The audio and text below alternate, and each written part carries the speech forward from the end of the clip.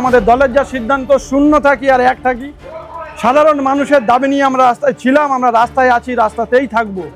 যেমনটা হয়েছে রেলের ক্ষেত্রে, ক্যানিংয়ের হকারদের সঙ্গে যখন বসা হয় মাত্র 3 জন এসেছিল আমাদের সঙ্গে বসতে।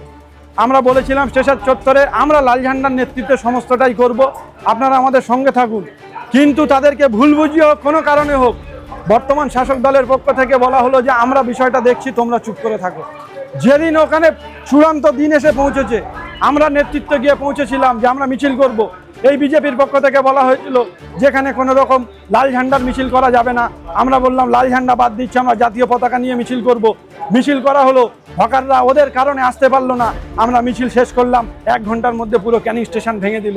এটাই হচ্ছে পরিস্থিতি। কিন্তু ঠিক তার উল্টো ঘুটিয়ারি শরীফে আমরা যেমন মিছিল করেছি, আবার আইনি প্রক্রিয়ায় সমস্ত দোকানদারদের নিয়ে আমরা কোর্টে পৌঁছেছি। 30 তারিখে নোটিশ দিয়েছিল ভেঙে দেওয়ার, শুধুমাত্র আমাদের লাল ঝান্ডার এই কোর্ট পর্যন্ত হকার ভাইদের সহযোগিতা যাওয়ার কারণেই তারা ভাঙতে পারেনি। 31শে জুলাই পর্যন্ত আমরা কোর্ট থেকে স্টে অর্ডার এনেছি। তাই শূন্য থাকি, এক থাকি, কিছু নাই থাকি, এই গরিব মানুষের জন্য লাল ঝান্ডা কাঁধে নিয়ে আমরা লড়াইয়ে ছিলাম, লড়াইয়ে আছি, লড়াইয়ে থাকি। প্রথম আছে আপনারা দেখেছেন নভেম্বর মাসের 4 তারিখে SIR প্রক্রিয়া শুরু হয়েছে। হওয়ার পর বিভিন্ন রকমভাবে প্রক্রিয়া সম্পন্ন করতে গিয়ে ভোটটা হয়ে গেল ক্যানিং ব্লকের হাজার হাজার মানুষের নাম বাদ, অথচ তারা বৈধ ভোটার। ছেলে ভোট দিচ্ছে, বাবা ভোট দিতে পারেনি, অথচ বাবার ডকুমেন্টস দেখিয়ে 2002 সালের ছেলের 2026 সালের ভোটার লিস্টের নাম নথিভুক্ত হয়েছে। এই SIRটা কেমন?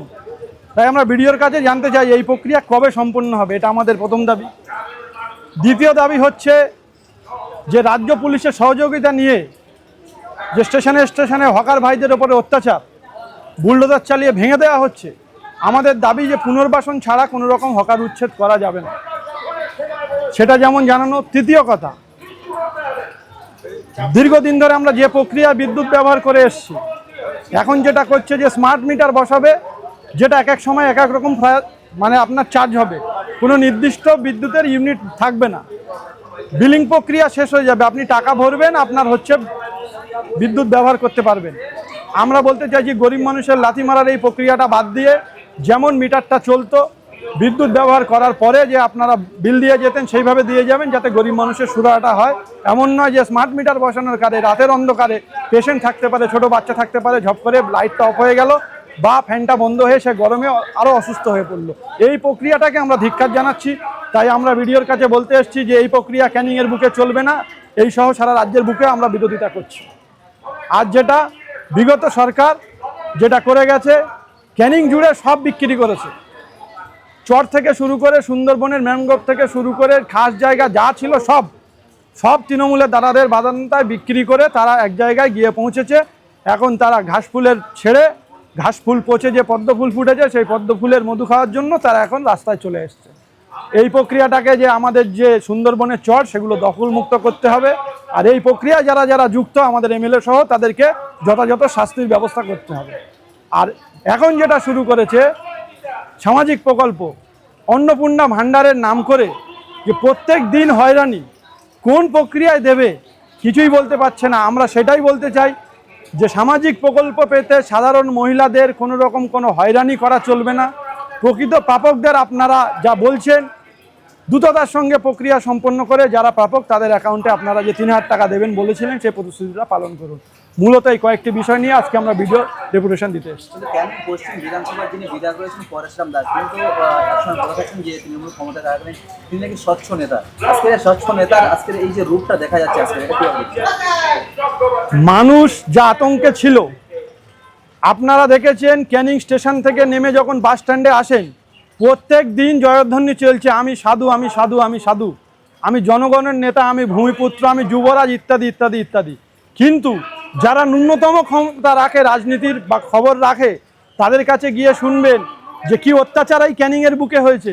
যদি স্বচ্ছ ভালো নেতা হয়ে থাকে, এতই যদি দম ছিল নিজের উন্নয়ন বা নিজের সততার উপরে, ক্যানিং পশ্চিমের সারা রাজ্যের ভিতরে ইতিহাস যে 2023 সালের পঞ্চায়েত নির্বাচন করতে দেয়নি পরেশরাম দাসের নেতৃত্বে, মিডিয়াতে সমস্ত ফুটেজ আছে, এটা তার সততার নমুনা। আপনারাই বিচার করুন। কিন্তু তার একটা ভিডিও ভাইরাল হয়েছে, সেই বিষয়টা নিয়ে মামলা করেছেন একাধিক দলের পক্ষ থেকে। তিনি বলছেন এই সব ভিডিওগুলো AI দিয়ে বানানো হচ্ছে। ভিডিওগুলো AI দিয়ে বানানো হয়েছে কি উনি দাবি করেছে, কোর্টে সেই ভিডিও ফুটেজগুলো দিয়ে তাহলে বিচারাধীন আছে। উনি যদি কেস করে থাকে বা যদি বাইট দিয়ে থাকে কথার কথা, তাহলে কিছু বলতাম না।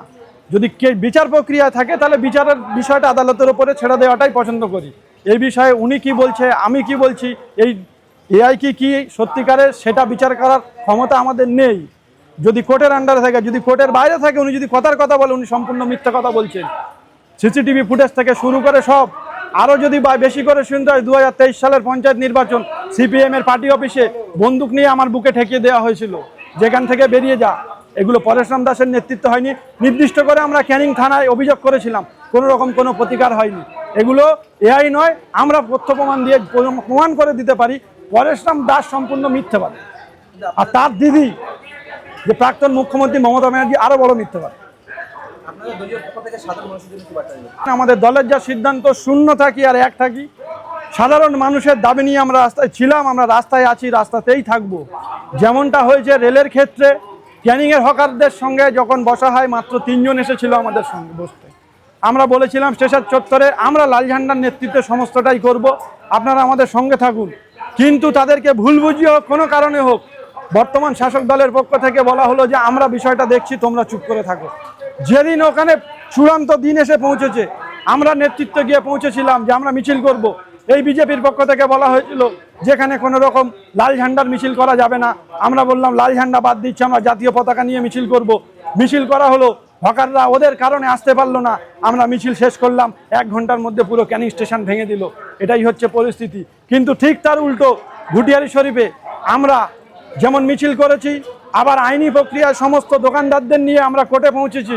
30 তারিখে নোটিশ দিয়েছিল ভেঙে দেওয়ার, শুধুমাত্র আমাদের লাল ঝান্ডার এই কোর্ট পর্যন্ত হকার ভাইদের সহযোগিতা যাওয়ার কারণেই তারা ভাঙতে পারেনি। 31শে জুলাই পর্যন্ত আমরা কোর্ট থেকে স্টে অর্ডার এনেছি।